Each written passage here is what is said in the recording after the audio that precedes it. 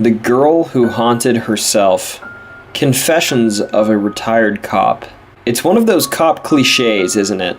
We all have that one case that keeps us awake at night, wondering how differently things might have turned out if we'd made better decisions, read the clues better, not jumped to the wrong conclusion. True to form, I have one of those. I served longer than most, just short of 40 years on the force, so I have more than my fair share of regrets. I suppose in a way, saying I have one of those cases is a lie. I have dozens of them. Cases I know I could have handled better, if only I had made one or two different choices. There's really only one of these choices that keeps me up at night though. The nights I fall into the trap of thinking about Cindy are the ones I usually spend on the couch, sipping scotch, TV chattering away, but mostly cigar smoke, curling lazily towards the ceiling. At my age, I really can't afford to miss that much sleep, but what can I do? Once Cindy is in my head, I know Mr. Sandman will be giving my house a wide berth that night. The sleepless nights are probably preferable to the nightmares anyways. My story starts with a young cop, still a little green even after a few years on the job, giving some kid a formal warning for wasting police time. The more senior officers liked to pass this kind of work to me, stuff they thought was beneath them, but I was still young and keen enough that this kind of community policing felt important. A teenage girl was in trouble for making a bogus call to an emergency line. She called in a panic a little bit before midnight, claiming that someone was stalking her around her house while she was home alone, and banging on the windows, giving her a scare. It would have been a standard prowler call, just turn on the flashlights, do a walk around the property, be heard and seen doing our job, and reassure the caller that whoever it was had been frightened off. But that's not how it turned out. I'm not really sure how it happened, but one of the attending officers got a bit suspicious. The girl said the prowler had some kind of makeup or mask on, so their face looked like hers.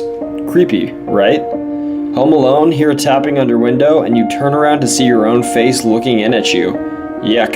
Goosebumps. Anyways, this officer does some digging and finds out the girl's been getting in trouble at school. She's been acting erratically, making up stories about someone stalking her, and he talks to the principal, and it turns out she's on the edge of being suspended, maybe even expelled, and their diagnosis was attention-seeking behavior. All of these things added together, and the call was officially labeled bogus. Well, the official terminology was knowingly making a false report. It's the kind of thing we generally ignore if it was just kids messing around, but someone decided this girl needed to be taught a lesson.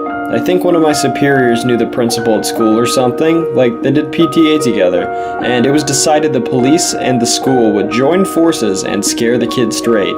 There was no serious talk of placing charges, no need to ruin a kid's life over a misguided attempt at attention, but I was given the job of sitting down with her in one of our interview rooms, making it look official and scary, and explaining to her that wasting police time was a serious matter, and that there were healthier ways to get attention and so on. Her dad brought her in, and I should have seen right away that this was not a girl starved of attention. The guy obviously adored his daughter. You know how with some parents you can just see the love in your eyes? I never had any of my own as a kid, but enough of my colleagues had been parents that I'd seen the same look a few times. Still, I knew from my research that Cindy's parents had split, so she was living alone with her dad, and her mother was renting a place on the other side of town. This was long enough ago that the divorce still carried a heavy stigma in most parts of the country, and the rumor was out that the wife had been cheating on him, and he'd caught her in the act and thrown her out. I knew of the father, though I'd never met him until that day. He was a bit of a player on the local commercial real estate scene. Not rich, but he did pretty well. Owned a couple of strip malls, a car wash, and a few other things. I think I might have seen his face in the newspaper a few times, mostly for ads on his car wash. Cindy had made the paper more than once herself. About 5 years ago, before all of this happened, not long before I signed up for the force, she'd nearly died when a drunk driver ran a red light near her school, sent her flying through the air and into a tree. Literally into a tree.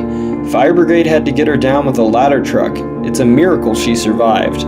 They stuck a bunch of metal pins and stuff into her to keep her in one piece, including a full-blown artificial hip, which was state-of-the-art medical science at the time. Even with the best care, there was doubt she'd ever walk again. Then, just a few months before that call to the emergency line, she was in the papers again. Teenage girl, victim of a tragic hit-and-run many years before, expected to never walk again, wins silver at state-level track event.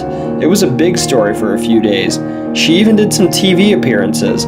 It helped that she was a pretty young thing, with classic made-for-TV blonde hair and blue eyes, so her face had been everywhere in the local media for a week or two. I showed Cindy and her father into the interview room, sat them down, and explained that while nobody was under arrest and no charges were being laid out, it was still a serious situation. Cindy spent the whole time staring at her shoes. She looked miserable. She barely resembled the photos in the paper from just 1 or 2 months earlier. Her hair looked like it hadn't been washed in weeks, and there were dark circles around her eyes. Like she either wasn't sleeping at all, or she was crying all the time. Or maybe both. Her poor dad didn't look much better. When I'd finished my stupid little speech, Cindy's dad gave her shoulder a gentle shake, and she looked up at me. Those blue eyes looked distant and haunted, but she gave what was obviously a carefully scripted apology, and swore she would never waste police time again. On the way out, Cindy's dad tossed her the keys, told her to head to the car on her own, and wanted to have a quick word with me. She nodded miserably and walked away. With her gone, her father's brave facade crumbled, and I could subtly see the exhaustion and fear hidden underneath. This was a man at the end of his tether, trying desperately to hold on to the broken pieces of his life. He started to apologize again for the waste of police resources, swearing that Cindy had never been in trouble like this before, and he couldn't understand the recent behavior. But right there, on the steps of the police station, this poor guy wept as he told me about his daughter's increasingly bizarre behavior. She'd been missing classes and turning up late, and had begun making up unbelievable excuses when she was caught out breaking the rules. He told me the school was talking about expelling her after she'd been seen by a teacher 5 blocks away from school when she should have been in class. When the teacher approached her, she ran away and apparently doubled back and snuck back into the school. They found her a little while later in the library. She swore she hadn't left school grounds, and had ended up breaking down in tears, begging the principal to believe her. This is when I made the decision that would come to haunt me many years later. This poor, desperate man wanted nothing but to care for his troubled daughter, and he asked me to come and have a cup of coffee with him after my shift. He said nobody else would talk to him about it, and I seemed understanding. I told him no. Damn me, but I told him no. I patiently explained that even though she hadn't been formally charged, I was the officer to deliver the formal warning. It would be inappropriate for me to socialize outside of work with her father. His face? God, I can still see it. It was like it was crumbling, falling in on itself. With that one simple word, no, I just destroyed his hopes, just like that. The next time I saw him, he was staring up at me from a slab with a split in his head you could just about post a letter in. Cindy went crazy, you see, a couple of days later. She took a cleaver from the kitchen, a big heavy thing you could split a turkey with, but instead of a turkey, she'd split her poor father's head. He was asleep. Probably never knew what had happened. At least I hope he didn't. After that, Cindy took her father's car, drove across town to her mother's apartment, let herself in with a key we assume her mother must have given her, and while her mother was asleep in bed with the new boyfriend, Cindy struck him once across the throat, almost decapitating him. Then, she climbed on top of the body and took a cleaver in both hands and struck her mother 47 times. She might have kept going, but the head of the cleaver broke away from the wooden handle and embedded in the bedroom ceiling. I was the one who found Cindy the next day. A grocer saw a blood-spattered girl stealing old fruit and vegetables from the garbage behind the store, and he gave us a call. I cornered her in an alleyway, a block away. Sweet Jesus, she was... words can't really express it. Her clothes were caked in blood and brain matter. She still had the broken off handle of the cleaver in her hand as she stuffed a rotten dark brown banana into her slack mouth. I tried to talk to her in the car, but there was no recognition in her eyes. She just sat there in the back, mumbling and babbling to herself. I got her all the way back to the station before I broke down. Someone else handled the paperwork for me while I sobbed. I wondered if I even had it in me to be a cop after that. It was a close thing, but the union put me in touch with a counselor who helped a lot. I talked it out with her for hours about how I should have seen that Cindy was close to some kind of breaking point, and that if I'd pushed a little bit harder, really listened to what the father had to say, I might have saved 4 lives. Cindy died, you see. She made an escape attempt from the holding facility where she was awaiting trial. She fell from a third-floor window that she'd somehow forced open and got impaled on top of the tall security fence. The sharp points on top went right through her guts. I've seen the photos. One of the staff there told me it took over an hour for her to die on that fence, while the EMTs argued about how to get her down. I'm told she spent most of that hour giggling, like it was the funniest thing she'd ever seen. Despite what she did, she and both of her parents were buried together in the family plot. I guess the divorce was still recent enough that nobody had thought to update the funeral arrangements. I watched the burial from my car. I didn't dare show my face. So that's it. There's my story. My greatest shame. I was a stupid young cop obsessed with following the rules to the letter, and I lost sight of what I got the job for in the first place, helping people.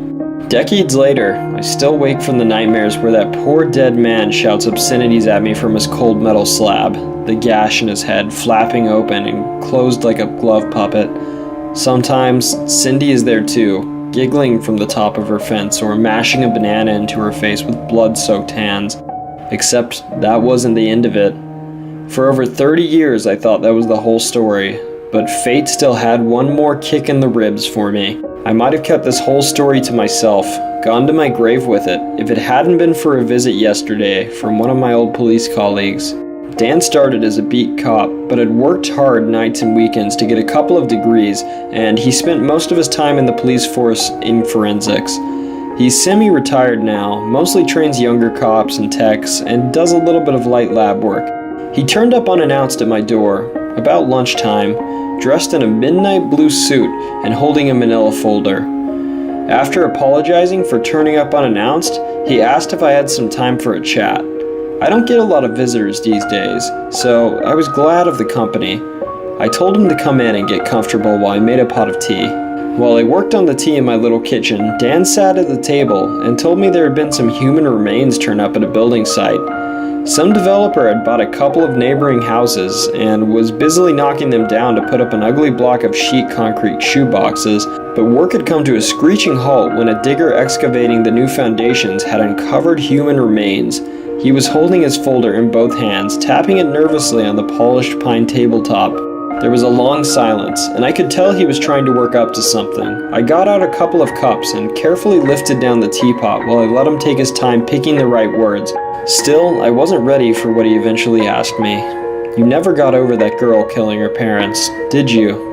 I dropped my metal canister of tea leaves on the bench top with a clatter. Luckily, I hadn't taken the lid off yet, or there would have been tea leaves everywhere.